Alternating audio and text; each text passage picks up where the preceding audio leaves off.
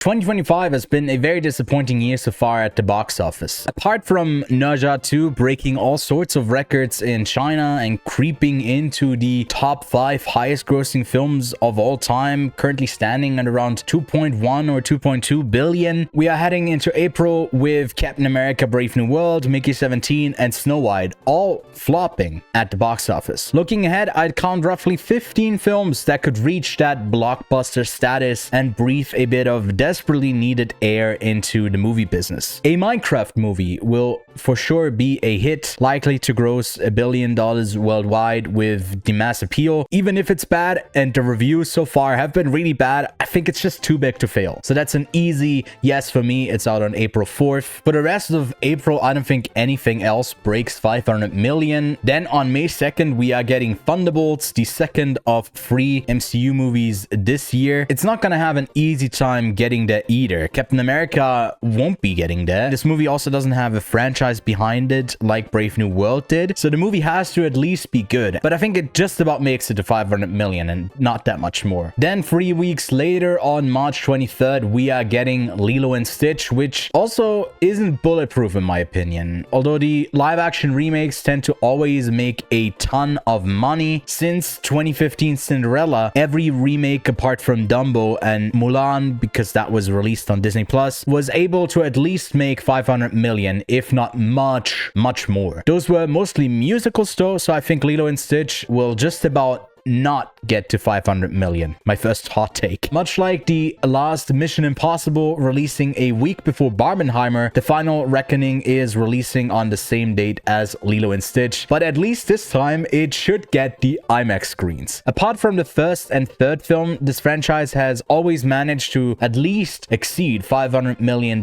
so I think it should be able to do it again. It also kind of needs to, because Paramount reportedly spent 400 million on the production budget alone. I'd love to see it eclipse the gross of Fallout, which was $786 million, but yes, it will get to 500 million, and I'm also rooting for it. The John Wick spin-off Ballerina, which has undergone a ton of reshoots, also won't make 500 million. Even the fourth film didn't get to 500 million, so why would this random spin-off do that? But no, clearly no, it is not getting to 500 million. It's out on June 6th, and then the week after, we are getting another live action remake with How to Train Your Dragon, and I think that has a fairly good shot at making it there. Basically, all 3 animated films got to 500 million, and since then, the franchise has become even more beloved. With the director returning for this, I can see it being the highest grossing film in the franchise as well. So yes, this probably gets easily over 500 million. Elio is Pixar's latest non-sequel movie, and those haven't gotten to 500 million recently, including Elemental, Turning Red and Luca, as well as Soul. A big asterisk on those is that they released on Disney Plus, so we don't have an actual box office gross for them. Coco was the last film that did very well as an original, which now is getting a sequel as well in like 2029 or something, but that also had a huge Latinx audience, and I think Elio won't get to 500 million. That one's out on June 20th. 28 years later releases on the same date as Elio, obviously with a very different target audience. Usually horror and films with an adult audience in mind have a harder time at grossing money than those family films, because you're not going in a larger group. And it's also been almost 20 years since the last 28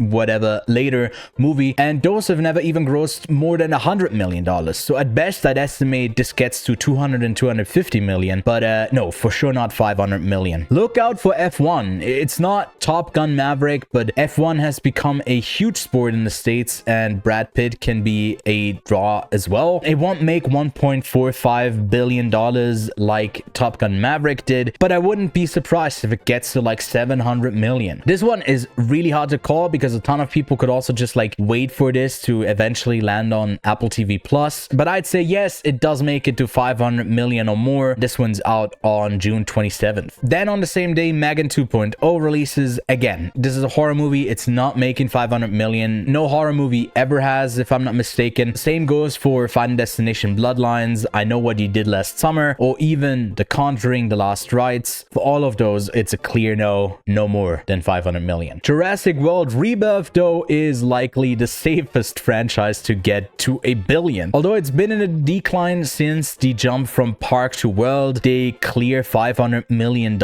easily. Dinos are just cool, I guess, and even though the movies might be bland as fuck, apart from Minecraft, this is probably our first contender to actually crack $1 billion as well. It's an easy yes for Jurassic World Rebirth, and that one's out on July 2nd. On July 11th, we are getting Superman, and this one really needs to be a big hit for Warner Brothers. They also have Minecraft, which is bound to do well, but with the DC brand, this film needs to get people excited for whatever is coming up next. I'm gonna say Superman will end up closer to 500 million than $1 billion. Yes, but it definitely gets past 500 million. Then on the 18th, we are getting the Smurfs movie. This looks quite horrible to me, but that doesn't hold it back from making a ton of money. I think it doesn't have enough appeal to outgrow something like Trolls, which has the auto-tuned popular songs every 2 minutes as well, and that didn't get to 500 million, so I don't think this will get to it either. On July 25th, we get the third and final MCU film of the year with the Fantastic Four: The Final Steps, and this one should be a really easy hit on paper. So the Fantastic Four films before were all quite horrible, and they never made more than $500 million. So even though it's a huge setup for the next big villain of Avengers Doomsday next year, this didn't stop Ant-Man and Quantumania from under-delivering. So I think, another hot take here, it won't make 500 million. I think Universal will consider the first The Bad Guys movie a success. It got to $250 million,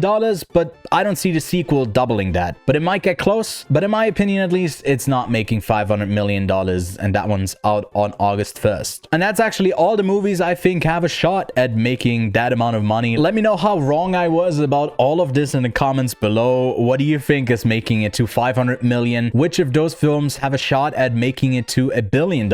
And what movie are you most excited for this summer? For me, it's between Final Destination and Final Reckoning. Something about final, I guess. I mean, if Fantastic Four were the final steps instead of the first one, maybe I would care for that one. Anyway, subscribe for more reviews and videos like this, and I'll see you at the movies.